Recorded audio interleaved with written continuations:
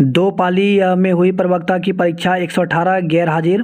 तो उत्तराखंड के लोक सेवा आयोग की ओर से गुरुवार को दो पालियों में रसायन विज्ञान, संस्कृत, बायोलॉजी, गणित, मनोविज्ञान विषयों के प्रवक्ता पद की परीक्षा आयोजित की गई। प्रथम पाली में 1284 छात्र पंजीकृत थे, जिनमें से 73 अभ्यर्थी अनुपस्थित रहे। इसी प्रकार द्वितीय पाली में 1190 अभ्यर्थी प्रवक्ता की परीक्षा के लिए पंजीकृत थे, जिनमें 45 अभ्यर्थी अनुपस्थित रहे। उत्तराखंड लोक सेवा के सचिव कविंद्र सिंह ने बताया कि दोनों पालियों में कुल 118 अभ्यर्थी गैर हाजिर रहे। रात को भी धरने पर डटे रहे बेरोजगार। तो एनआईओएस डीएलएड प्रशिक्षुओं का गांधी पार्क पर धरना जारी, प्रशासन ने कराई स्वास्थ्य जांच।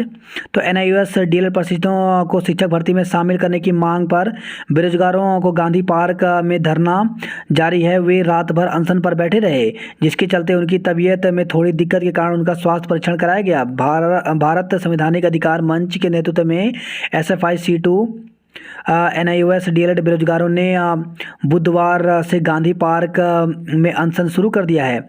रात भर सर्दी के बावजूद वे वहीं डटे रहे। गुरुवार सुबह फिर वे अपनी मांगों को लेकर नारेबाजी करते हुए अनशन में जुट गए। मंच के राष्ट्रीय संयोजक दौलत कुंवर ने कहा कि उत्तराखंड सरकार ने इनको अपनी वर्तमान प्राथमिक शिक्षक भर्ती के लिए अमान्य कर दिया गया है।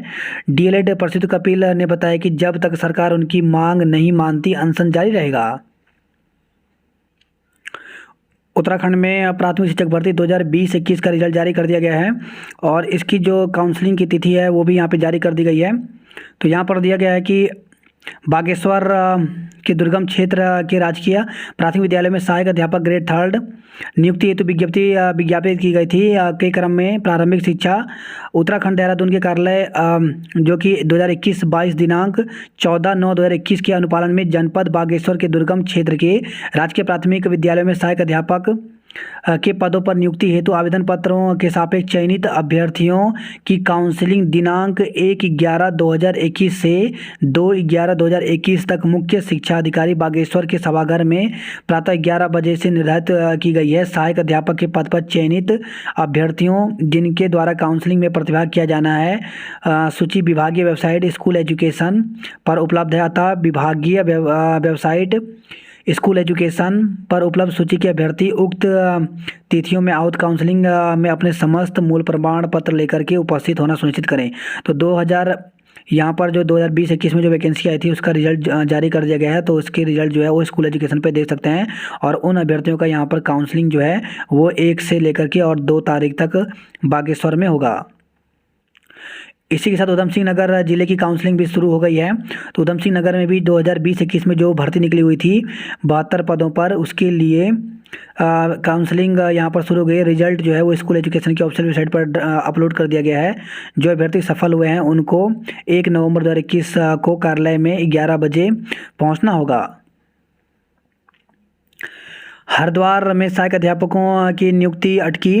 तो जिले में सहायक अध्यापकों की नियुक्ति धांधली की आशंका के चलते अधर में लटक गई है। सहायक अध्यापकों की काउंसलिंग समिति में डीएम के नामित सदस्य ने धांधली की आशंका जताते हुए सहायक अध्यापकों की चयनित सूची पर हस्ताक्षर करने से मना कर दिया, जिसके चलते सामान्य विषय के 45 सहायक अध्यापकों की नियुक्ति 1 महीने से नहीं हो पा रही है। जानकारी के अनुसार 27 सितंबर को सहायक अध्यापक प्राथमिक विद्यालय की भर्ती के लिए काउंसलिंग कराई गई थी। काउंसलिंग में 10 सदस्यों को शामिल किया गया था, जिनमें से एक सदस्य डीएम की ओर से भी नामित किया गया था। डीएम द्वारा नामित किए गए सदस्य ने सहायक अध्यापकों की भर्ती में धांधली की आशंका को देखते हुए हस्ताक्षर करने से साफ मना कर दिया। बीते 25 अक्टूबर को जिला विकास अधिकारी की ओर से सभी 10 सदस्यों की मीटिंग बुलाई गई थी, जिसमें 9 सदस्यों ने अपनी सहमति जताते हुए हस्ताक्षर कर दिए। लेकिन यहाँ पर भी डीएम के नामित सदस्य ने सहायक अध्यापकों की सूची पर हस्ताक्षर करने से साफ मना कर दिया। प्रवक्ता की परीक्षा में अनुपस्थित रहे 118 अभ्यर्थी। बात करते जॉब अलर्ट को लेकर के, तो ग्रुप डी के पदों पर अवसर।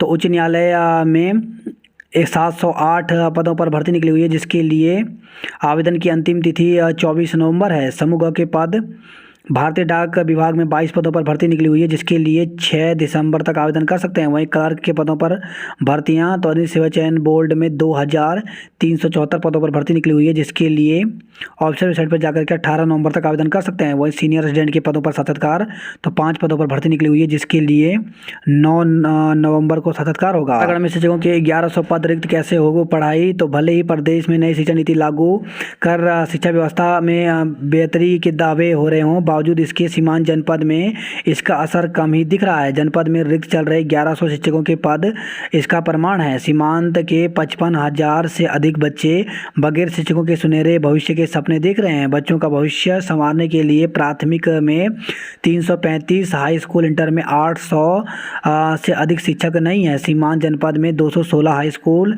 इंटर व 1054 प्राथमिक स्कूल संचालित होते हैं।